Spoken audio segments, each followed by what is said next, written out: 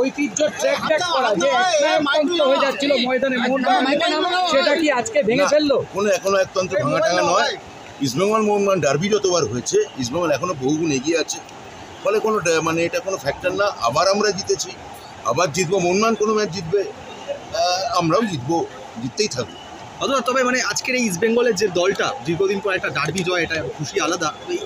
কি ভাব মানে কি বুঝছেন দলটা কতটুকু যাবে? মানে না, হামিদ আহাদাদ যদি ফিট না হয়, আশা করছি রশিদ ফিরে আসবে। হামিদ আহাদাদ এখনও ম্যাচ ফিট নয়। ডায়মন্ড টাইগার্স ভালো খেলেছে, মানে ওর যেটা কাজ ও করেছে। হামিদকে ফিট না হলে ইস্টবেঙ্গলের এখনও বিপদ আছে।